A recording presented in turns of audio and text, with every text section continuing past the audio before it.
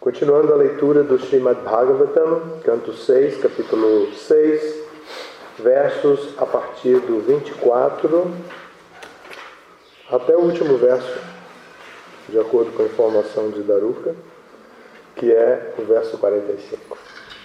O título do capítulo é A Progenie das Filhas de Daksha. Una prasadyatam soma kaladebhe kshayedita srinu namani lokanam matrinam shankarani cha atakashapa patninam yat prasutam idam jagat aditir ditir danukasta arista surasaila munikrodas vasatamra Surabhi Saramatimi Timerya Doguna Asam Swapada Saramasuta. Puna, de novo, Prasadya, apaziguando, Tam, a ele, Prajapati Daksha. Soma, o deus da lua. Kalaha, porções de luz. Kalaha, Lebhe, obteve. Chaye, em destruição gradual, a quinzena escura. Ditaha, removida. Shrinu, por favor, ouve. Namami, todos os nomes. Lokanam, dos planetas. Matrinam, das mães. Shankarani, agradáveis. Cha, também. Ata, agora. Kashapa Patninam, das esposas de Kashapa. Yat Prasutam, de quem nasceu. Idam, este. Jagat, o universo inteiro. Aditi, Danu, Kastha, Arista, Surasa, Ila, Muni, Krodavasa, Tamra, Surabhi, Sarama, Time, Detime, Yadagana, os seres aquáticos. Asan, apareceram. Swapada, os animais ferozes, tais como os leões e os tigres. Sarama Sutta, os filhos de Sarama. Então eu vou ler as traduções seguidas, nós não vamos repetir as traduções e até o fim, e então vamos ver se tem algum significado Prabhupada, então vamos explicar um pouquinho. Depois disso, o rei da lua, usando de palavras corteses, apaziguou o Prajapati Daksha e assim conseguiu reaver as porções de luz que perdera por ocasião de sua doença. Entretanto, ele não pôde gerar filhos. A lua perde seu brilho durante a quinzena dominguante e na quinzena do crescente ela volta a manifestar-se. Ele volta a manifestar-se, o brilho. Ó rei Parikshit, agora, por favor, ouve enquanto enuncio os nomes das esposas de Kashapa, as quais produziram toda a população do universo. Elas são as mães de quase toda a população do universo inteiro, e é muito auspicioso ouvir os seus nomes. Elas são Aditi, Diti, Danu, Kastha, Arista, Surasa, Ila, Muni, Krodavasa, Tamra, Surabhi, Sarama e Timi. Do ventre de Timi nasceram todos os seres aquáticos, e do ventre de Sarama nasceram os animais ferozes, tais como os tigres e os leões. Meu querido rei Parikshit, do ventre de Surabhi nasceram o búfalo, a vaca e outros animais de cascos fendidos. Do ventre de Tamra nasceram as águias, os abutres e outras grandes aves de rapina. E do ventre de Muni nasceram os anjos. Os filhos nascidos de Krodhavasha foram as serpentes conhecidas como Dandashuka, bem como outras serpentes e os mosquitos. todas as várias trepadeiras e árvores, nasceram do ventre de Ila. Os Rakshasas, maus espíritos, nasceram do ventre de Surasa. Os Gandharvas nasceram do ventre de Arista. E os animais cujos cascos não são fendidos, tais como o cavalo, nasceram do ventre de Kastha. Ó rei, do ventre de Danu apareceram 61 filhos, dentre os quais esses 18 foram importantes: Duimurga, Shambhara, Arista, Hayagriva, Vibhavasu, Ayomukha, Sankushira, Swarbhanu, Kapila, Aruna, Puloma, Vrishaparva, Ekachakra, Anutapana, Dumrakesha, Virupaksha, Viprachiti e Durjaya. A filha de Swarbhanu, chamada Suprabha, foi desposada por Namuti. A filha de Vrishaparva, chamada Sharmistha, teve como esposo o poderoso rei Ayati, filho de Nahusha. Vaishvanara, o filho de Danu, teve 4 belas filhas, chamadas Upadanavi, Hayashira, Puloma e Kalaka. Hiranyaksha desposou Upadanavi e Krato casou-se com Hayashira. Depois disso, a pedido do Senhor Brahma, o Prajapati Kashyapa casou-se com Puloma e Kalaka, As outras 2 filhas de Vaishvanar. Nestas 2 esposas, Kashyapa gerou 60.000 filhos, encabeçados por Nivata Kavacha, e que são conhecidos como Paulomas e Kalakeyas. Eles tinham muita força física e habilidade de lutar, e só queriam perturbar os sacrifícios executados pelos grandes sábios. Meu querido rei, quando teu avô Arjuna foi aos planetas celestiais, sozinho matou todos esses demônios, e assim o rei Indra desenvolveu grande afeição por ele. Em sua esposa Simhika, Viprachiti gerou 101 filhos, dentre os quais Rahu é o mais velho, e os outros são os 100 Ketus. Todos eles alcançaram posições em planetas importantes.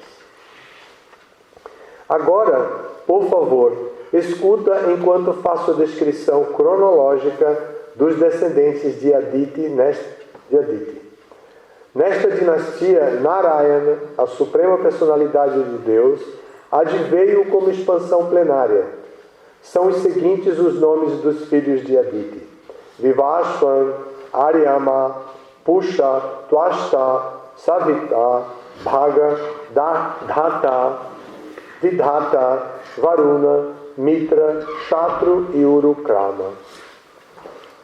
Samgya, a esposa de Vivashvan, o deus do sol, deu à luz humano chamado Shradadeva, e essa mesma esposa afortunada também deu à luz os gêmeos Yamaraj e o rio Yamuna. Então Yami, enquanto vagava pela terra sob a forma de égua, deu à luz os Ashwini Kumaras. Chaya, outra esposa do deus do sol, gerou 2 filhos chamados Shanaishara e Savarni Manu, e uma filha, Tapati, que se casou com Samvarana. Do ventre de Matrika, a esposa de Aryama, nasceram muitos sábios eruditos. Dentre eles, o Senhor Brahma criou as espécies humanas, que têm a aptidão para a autoanálise. Pusha não teve filhos. Quando o Senhor Shiva ficou irado contra Daksha, Pusha riu do Senhor Shiva e mostrou seus dentes. Portanto, perdeu os dentes e teve que viver comendo apenas farinha moída.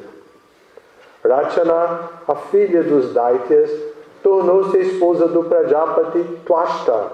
Através de seu sêmen, ele gerou-lhe no ventre 2 filhos poderosíssimos, chamados Sanivesha e Vishvarupa. Embora Vishvarupa fosse filho da filha de seus eternos inimigos demônios, os semideuses, em acato à ordem de Brahma, aceitaram-no como seu sacerdote, quando eles foram abandonados pelo seu mestre espiritual Brihaspati, a quem desrespeitaram. Neste ponto encerram-se os significados Bhaktivedanta do 6º canto, 6º capítulo do Srimad Bhagavatam, intitulado A Progenie das Filhas de Daksha.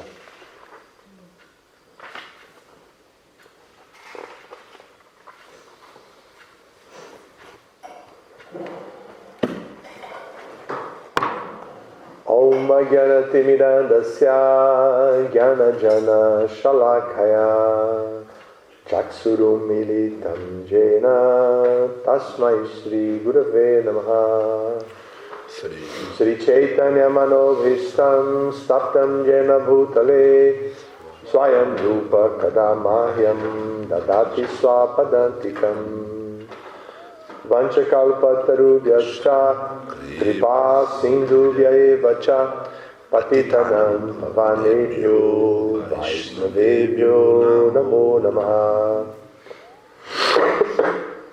Namo Vishnu Padaya Krishna Presthaya Bhutale Srimate Bhakti Vedanta Swami Iti Namine Namaste Saraswati Deve Guruvani Pracharine Nirvishesha Sunyavadi Prashatyaresha Tarine. Eu acho que no final, que diz, aqui terminam os significados bacanas, eu podia dizer assim, um capítulo bem difícil. Mas no Prabhupada não disse isso, né? Seria Prabhupada dizendo. Esse capítulo é difícil, de certa forma, mas nós estamos falando da gênese do universo. Na verdade, Paloma está aqui hoje, ela podia dar aula, né? O nome dela foi citado aí várias vezes, da família dela. Ela podia dar aula aqui como descendente como um Pauloma, né? Descendente de Puloma, né? Então, ela está aqui, Paloma, podia dar aula hoje. Mas já que eu estou aqui, eu vou dar. Então, esse tema é a gênese de toda a criação. Para nós cristãos, que nascemos em famílias cristãs, na região cristã do mundo, isso não é uma novidade para a gente. Mesmo quando se fala coisas assim, tipo quase absurdas, de que uma pessoa num corpo humano feminino, uma mulher, dá à luz a serpentes, gafanhotos, né? Porque na Gênesis que a Bíblia nos dá, fala que de uma costela de Adão saiu uma mulher, foi transformada numa mulher pela vontade divina.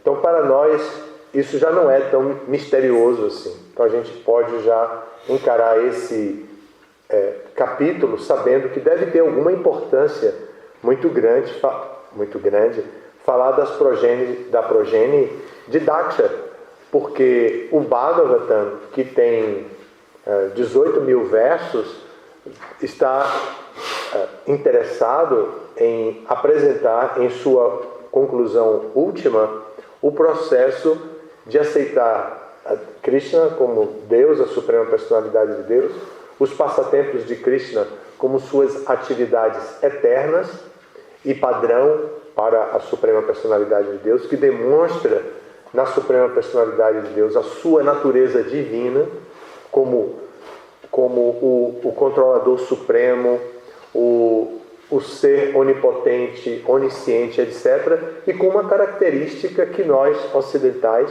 descendentes da cultura cristã, não obtemos conhecimento através da Bíblia, que é Deus como desfrutador. Nós obtemos informações suficientes na Bíblia para nós desenvolvermos fé em Deus e a prática dessa fé. Mas a apresentação de Deus como o desfrutador supremo não está ali. Mas o Bhagavatam também apresenta, no seu 10º canto, Deus, a pessoa suprema, como o desfrutador, aquele que tem o poder de ser bem-aventurado e de expandir essa sua bem-aventurança em todas as circunstâncias. Às vezes uma pessoa inexperiente no ateísmo, especialmente o ateísmo universitário da moda de hoje, onde a universidade está repleta da teoria ateísta, agnóstica, etc. Então, geralmente eles dizem assim: se Deus é realmente a pessoa suprema, por que então existe tanta injustiça? Por que existe tanta diferença social? Por que Deus permite tantas pessoas sofrerem, crianças ficarem órfãs? Parece que não há nada pior do que perder a mãe jovem. Por misericórdia de Cristo, eu tenho a minha Vivinha com 95 anos. Vivinha da Silva. Vivinha da Silva, partindo para 96.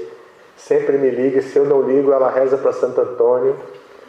Diz ela que me amarra no cordão de Santo Antônio e quando menos espera eu ligo. Aí ela diz assim: então, você sentiu a força de Santo Antônio mandando você ligar para mim? E eu, claro que admito, né? Porque eu tenho que ligar e ligo. E aí me conta todas as histórias da família, pergunta como eu estou, pergunta por todos os devotos que ela conhece. E depois passa 5 minutos abençoando na ligação e no final a gente desliga a ligação. Bom, então essa condição que esse capítulo aqui mostra, de essas mulheres mães de uma biodiversidade, da biodiversidade inteira, né? É até bom ouvir isso, porque a ecologia nos manda prestar atenção aos animais, a toda a biodiversidade. E às vezes a gente tem resistência com relação a isso. Em Nova Gokula, que é uma área de preservação ambiental, o IBAMA soltou uma cascavel, que não é uma serpente daquela região. E quando eu soube que isso tinha acontecido, eu fiquei muito zangado. E fui falar com todo mundo dizendo: o IBAMA não tinha esse direito, aqui é uma área de soltura de aves, não é para soltar esse tipo de animal aqui. Mas soltaram a cascavel. Felizmente a cascavel solteira. E não tinha parceiro, ficou lá de Brahmachari, ou Brahmacharini, deve estar por lá ainda, porque agora ninguém teve notícia das suas atividades. Mas eu fiquei bem zangado com os devotos quando eu soube que eles tinham permitido que soltassem essa cascavel, que é uma das cobras mais venenosas na biodiversidade brasileira. Mas agora nós estamos vendo que realmente todos esses animais, até os gafanhotos, são nossos irmãos. Porque todos eles vêm dessas mesmas mães que nós também saímos. Da mãe que saiu Paloma está aqui bem declarado agora, né? Então nós todos somos irmãos. Sob esse ponto de vista, nós precisamos olhar com empatia toda a sociedade. Agora, se nós podemos olhar cobras, leões, tigres, animais perigosos como esses, né? Não como inocente gafanhoto, mas se nós podemos olhar assim, então imagine como nós podemos olhar entre nós mesmos, como nós devemos criar um olhar compassivo e cheio de empatia com a sociedade humana, que está desprovida do conhecimento transcendental, que está motivada ao conhecimento material técnico, pragmático, para produzir meramente a sobrevivência. Então, observem a dificuldade que nós nos encontramos, porque como podemos, diante de toda essa diferença ou diversidade, olhar então para a sociedade com um olhar empático, com um olhar afetuoso, inclusivo, de acolher todas as pessoas. Vamos agora deixar o resto da biodiversidade. Vamos pensar apenas nos seres humanos, homens e mulheres, que neste mundo passam por tantas por tanta assim chamada injustiça social, por tanta dificuldade financeira, de saúde, porque os governos não estão preparados para dar isso e eles próprios não recebem a educação adequada para chegar nesse ponto. Além do mais, o sistema predominante, o sistema capitalista, vou falar disso outra vez, é a terceira vez que eu falo quando eu dou aula. O sistema capitalista é como um funil que faz com que só chegue lá na luzinha do funil, na brecha final do funil, aqueles que venceram uma concorrência terrível uns com os outros. Eu sempre lembro de uma garota que estava fazendo pré-vestibular e ela disse para mim, eu não estou bem mentalmente, porque eu estudei com uma turma de amigos a vida inteira e meus colegas de escola eram todos amigos e a gente tinha uma camaradagem entre nós, mas ela perdeu o primeiro vestibular e aí teve que fazer um curso pré-vestibular e ela disse que se distanciou da turma e foi estudar num colégio, num curso pré-vestibular. E ela disse que perguntava para os colegas, que curso você vai fazer?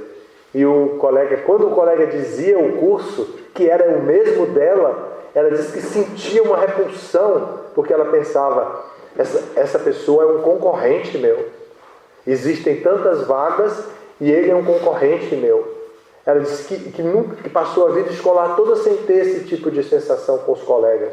E que ela estava muito mal por isso. E eu aconselhei e tal, falei alguma coisa. É minha filha, né? Estou falando da minha própria filha. Então eu aconselhei para que ela pudesse encarar essa realidade.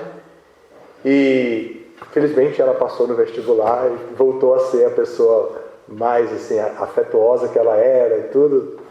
Deu tudo certo no final das contas. Como praticamente sempre dá. Parece que enquanto não dá certo é porque não terminou, né? Assim, enquanto não dá certo é porque o assunto não terminou. Porque nesse mundo, a nossa experiência com toda essa explicação da progênie das filhas de Daksha aqui, é que nós precisamos definitivamente encontrar a nossa identidade espiritual. E em qualquer corpo que estejamos, utilizar este corpo como uma ferramenta para a autorrealização espiritual. Aqui o Bhagavatam, na verdade, são 40 e poucos versos, 42, e Prabhupada dá 2 ou 3 significados apenas, e passa rapidamente. Mas nós ouvimos alguns nomes que nos são conhecidos, né?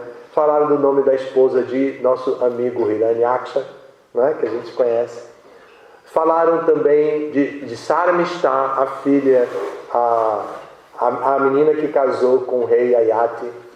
E o rei Ayati é uma história que também vai apresentar mais adiante no Bhagavatam.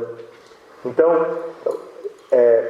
esses nomes todos citados, com a progênie, com a árvore genealógica de toda essa galera, se torna importante para o pesquisador do Bhagavatam como literatura. Como literatura, o gênero do Bhagavatam é Purana. Purana significa que a filosofia é apresentada através de histórias antigas. E que essas histórias antigas precisam estar fundamentadas.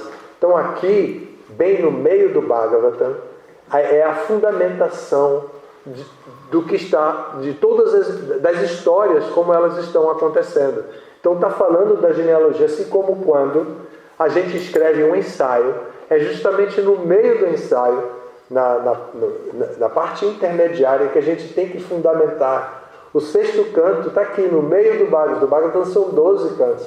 Então ele está fundamentando, querendo mostrar as famílias das pessoas que são citadas. E essa análise aqui do Bhagavatam, como eu estou fazendo nesse momento, uma análise um pouco mais acadêmica, que fala da qualidade literária do Bhagavatam, é apenas uma qualidade com a qual o Bhagavatam pode ser lido por qualquer tipo de leitor. Mas o Bhagavatam traz uma mensagem que é considerada como o sol, Puranarka. O Bhagavatam é conhecido como o Purana Arka. Arka é sol e Purana é a literatura. Então, Puranarka, o sol é o Purana, que é como o sol, que traz a iluminação para todos. Então, nós, leitores menos experientes do Bhagavatam, não devemos ficar impressionados com um capítulo, com tantos nomes, com tanta coisa assim, porque pode ser que um dia mais para frente, quando a nossa relação com o Bhagavatam não seja apenas de leitura para saber o que está, o seu conteúdo, a gente precise retornar ao Bhagavatam para fazer algum tipo de pesquisa para fundamentar alguma teoria da nossa vida como missionários, e a gente vai então ver a riqueza do Bhagavatam. Nada melhor do que ler o Bhagavatam pela segunda vez, ou pela terceira vez, ou pela quarta vez, ou 10ª vez. Eu conheço devotos que têm um voto para a vida toda, de ir do primeiro canto ao 12º canto, e quando chega no 12º canto, volta para o primeiro canto. E já estão em algumas leituras. E esses devotos revelam que a leitura do Bhagavatam, para eles, cada leitura do Bhagavatam é mais doce, é mais agradável. Então eu estou fazendo, nesse momento, a propaganda do Bhagavatam, porque eu disse que esse é um capítulo difícil. Ele é difícil para nós que não temos tanta experiência, estamos lendo de uma maneira para obter apenas informação do conteúdo. Mas ele é um capítulo fundamental, porque ele está tratando de um dos 10 principais temas do Bhagavatam, que é a subcriação. Então está falando agora da subcriação. Já falou da criação dos universos e agora está falando da subcriação. O povoamento com as entidades vivas, com toda a biodiversidade. É um tema que, sob esse ponto de vista, se torna bastante importante e nós podemos obter muitas informações importantes. Também, já que o tema é importante. Vou parar aqui, se vocês tiverem alguma pergunta. Sim, Rita, cara. Eu tenho 2 perguntas. Pois não. Um dos versos explica que uma das filhas de Daksha? Kashapa ou Daksha? Ela gerou espíritos e fantasmas. Eles têm Paramatma também? Sim. Sim. Sim. Nós fomos gerados por nossa mãe e nós temos Paramatma. Então, na geração é isso. Todas as entidades vivas, corporificadas, dentro desse universo, são acompanhadas por Paramatma. E a outra pergunta, o que é um gafanhoto? Como é isso em espanhol? Dakota. Quem falou? Dakota. Dakota? Lakota. Saltamonte. É verdade. Saltamonte. Entendeu agora? Lakota é mar. No, también es como Saltamonte, también se llama Lakota. Gafanhoto, ok? Obrigado, senhor. Você sabia que era gafanhoto? Como será isso em sueco? Será que tem na Suécia gafanhoto ou já mataram com os pesticidas que acabam com as... Tem muita agricultura orgânica lá? Orgânica, não, mas químicas. Muito química, né?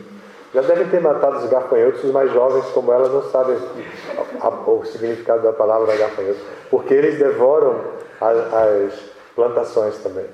Ontem nós encontramos um desse tamanho com dia. Estava aqui na Tulasi. Bem grandão. Né? Aqui tem mesmo. E ele tem uma parte vermelha embaixo, né? Sim. Quando ele abre a asa, vermelha é lindo. Muito bonito. Maharaj, Sim. Eu tenho uma observação somente. Pois não. Ok. nessa visão compassiva que o Senhor nomeava, eu consegui visar o papel maravilhoso e importante que o Srimad Bhagavatam se dá na mulher, né? Que às vezes as pessoas, mesmo no movimento, não têm esse fundamento crítico e mal usa o término madre, né? Para rejeitar o carinho ou ter um aspecto de aversão às vezes, né? Muito, por exemplo, com os brahmacharis, talvez, aquelas pessoas que ainda não compreenderam o valor especial que Krishna dá na mulher, né? E às vezes a mulher mesma, ela não compreende a relação que tem com o planeta, e nesse e em outros, né? E aí eu vejo a importância que Krishna está dando na mulher, que é popular, né? Isso, popular todos os universos, né? Com todas as diferentes naturezas que tem. Muito boa observação. Eu gostaria de comentar a parte relacionada com o movimento.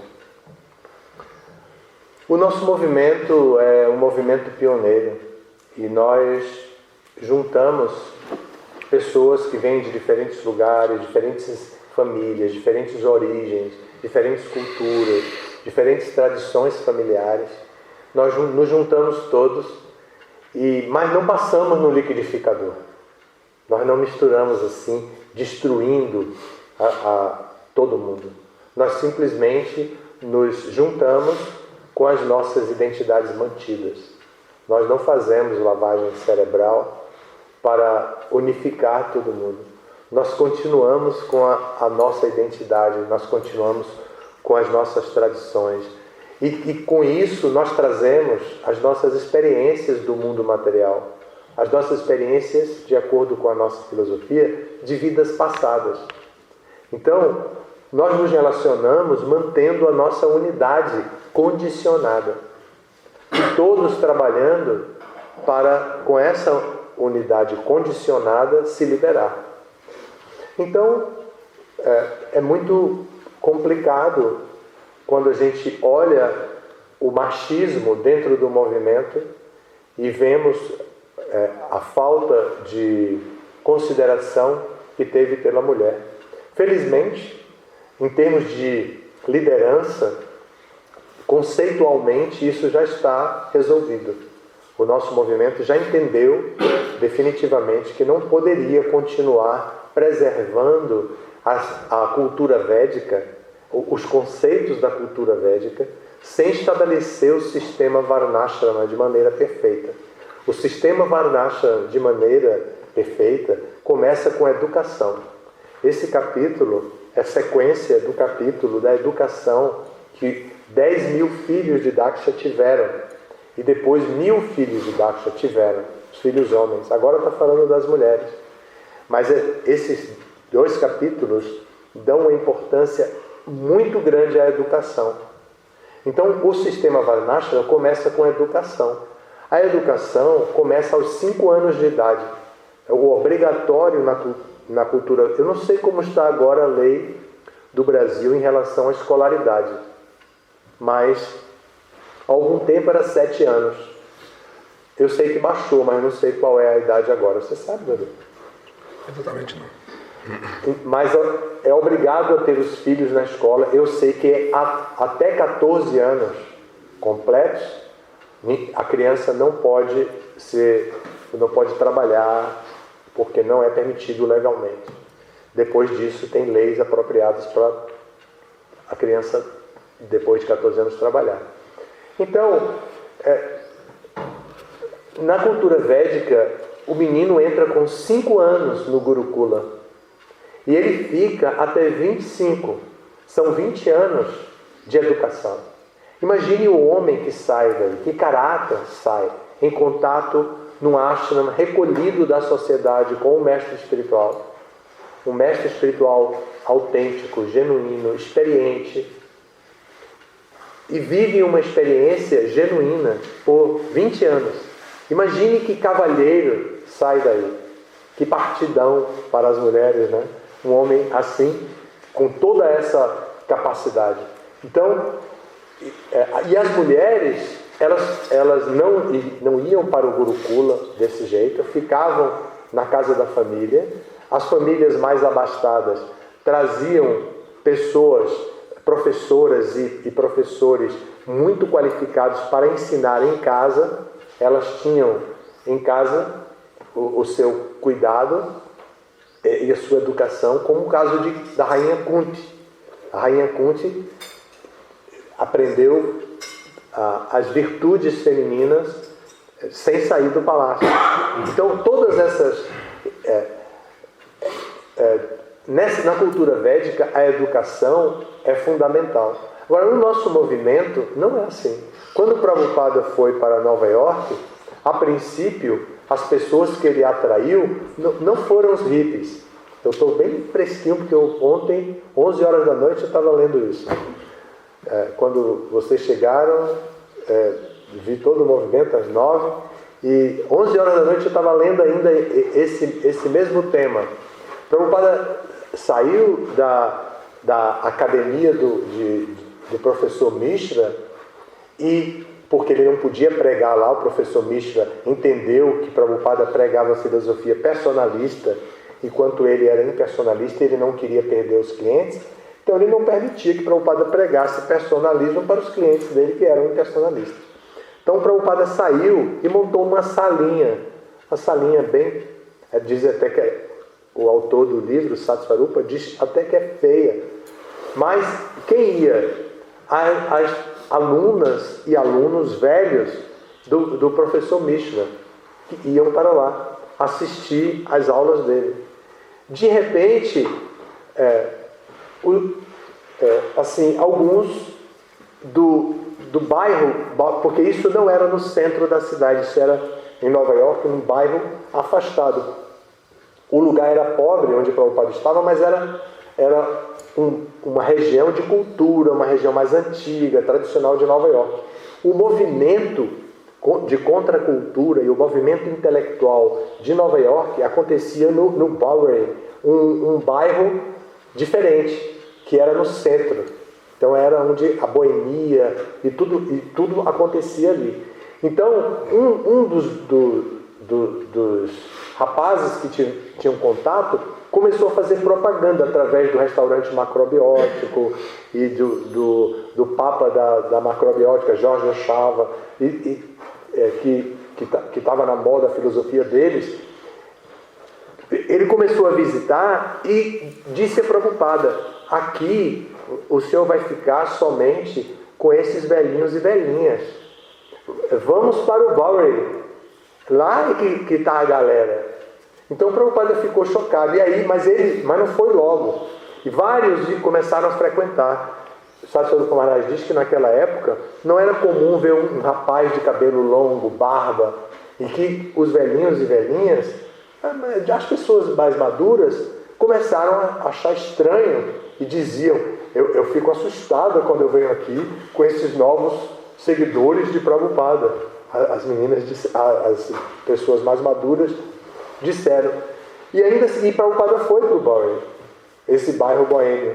Foi aí que ele começou a ter outro tipo de clientela, a clientela da contracultura. E por aí a gente conhece mais essa outra parte do movimento. Então, nós precisamos ter mais cultura, e o movimento está tratando disso com o machismo. O movimento está tratando, existe Ministério Internacional das Mulheres, existe Secretaria Nacional das Mulheres no Brasil, existem grupos de mulheres trabalhando em vários centros do Brasil para evitar que o machismo possa criar alguma discriminação que desfavoreça a mulher. Então nós estamos indo na direção correta. Nós só precisamos entender que sem o sistema Varnashrama nós não vamos poder adotar a cultura védica como ela era. Os valores da cultura védica terão que ser compreendidos e adaptados para uma cultura sem varnashram. Então, e também não adianta agora categorizar que o indivíduo, só por usar açafrão, um homem chega com 20 anos de idade, veste açafrão e é brahmachari. E a gente trata dessa maneira, respeita e cuida. Ou então uma mulher de 20 anos, a gente começa a chamar de madre, ou mataji, ou mãe, e acha que ela vai ter o espírito maternal plenamente desenvolvido e vai tratar todos os homens como se fossem filhos dela, como a cultura védica diz. Então são conceitos delicados. Então juntar homens e mulheres, jovens, como é a maioria do nosso caso. Agora já temos pessoas mais idosas, mas ao mesmo tempo, a grande maioria de jovens, já juntar todas essas pessoas sem a cultura é um risco muito grande de promiscuidade. Nós precisamos estabelecer alguma norma para evitar a promiscuidade. Então a cultura materialista tem normas para evitar a promiscuidade.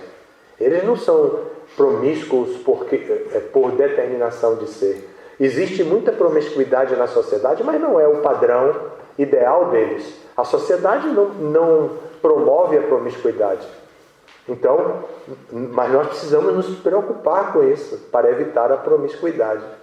Por isso nós seguimos os valores védicos, sem o sistema varnashram, adaptados aos valores morais e éticos da sociedade onde estamos inseridos, e balanceamos tudo isso com o conceito de família e com o conceito de ética padrão, e vamos tocando com a espiritualidade, dando as oportunidades que podemos dar, mas sabendo que o objetivo é a autorrealização espiritual. Esse tema que você está falando, que você puxou, dá para fazer um seminário, ou um curso como de 6 meses, como vocês tiveram, ou talvez até mais. Por isso que no começo do ano, eu dizia para vocês no curso, e isso chocou até alguns alunos, eu dizia para vocês, nós vamos ter que dar para vocês em 6 meses o que o Gurukula original do sistema Varnashram dava em 20 anos. Então é um desafio muito grande para a gente, porque Kali Yuga produziu homens e mulheres mais desqualificados do que nos tempos védicos. Mas nos tempos védicos a educação durava 20 anos. E agora, com homens e mulheres desqualificados, nós temos que dar para os nossos alunos, em 6 meses, o conteúdo dado em 20 anos. Pelo amor de Deus, né? É um desafio fenomenal. Então, nós sabemos desses desafios. Nós não nos colocamos como devotos puros, experientes em educação. Nós estamos educação védica, ou mesmo outra educação tradicional, científica. Nós nos propomos apenas como devotos tentando ajudar jovens que precisam se orientar através da individuação, porque a adolescência cria no jovem o espírito de grupo. Então, a identidade do jovem adolescente é o que a galera faz, qual é a marca que usa, qual é o bonezinho, qual é o sapato, qual é a chuteira. Agora tem uma chuteira nova aí que compraram, né? O Hitakari comprou. Linda, uma chuteira linda do futebol aí. Então vira moda, todo mundo quer comprar. Os adolescentes são assim, a identidade deles, porque eles precisam sair do lar para evitar, de acordo com a ciência, de acordo com a biologia, é um recurso biológico para evitar o incesto. O que seria o incesto? É considerar que a irmã, a mãe, são as mulheres ideais com as quais eles devem ter filhos. Isso é biologia. Então, para evitar isso, qual é a programação interna? É rejeitar a família. Então, o adolescente rejeita a família por uma força biológica, fisiológica, para evitar o incesto, para não fazer como os animais que cruzam entre si. Então, eles acham a mãe feia, acham a mãe chata, acham a irmã insuportável. Tem uma idade que o menino acha a irmã insuportável. E aí, o que ele vai fazer? Ele vai olhar para a amiga da irmã, ele vai olhar para fora E isso é o que a biologia explica, o que a psicologia, a fisiologia da psicologia explica. Então, no final das contas, o adolescente sai para o grupo para poder conquistar novos grupos de amizade e rejeitar a família. Só com 30 anos é que ele vai dizer: caramba, minha mãe era linda, caramba, que bacana, eu vou até ligar, com isso eu fui parar na Austrália, num lugar tão longe, mas agora eu vou ligar e ter notícias, vou marcar um encontro no Natal. Eu vou no Natal encontrar com todos os meus irmãos e minha família, porque eles realmente eram bacanas. Isso, de acordo com Jung, a faixa etária é 30 anos. Mas nosso instituto trabalha a individuação, para que o indivíduo acelere esse processo, como na cultura védica. Porque na cultura védica esse processo é trabalhado desde 5 anos de idade. Com a gente não acontece isso. Com a cultura científica da educação não acontece. O que trabalha é conhecimento para produzir dinheiro.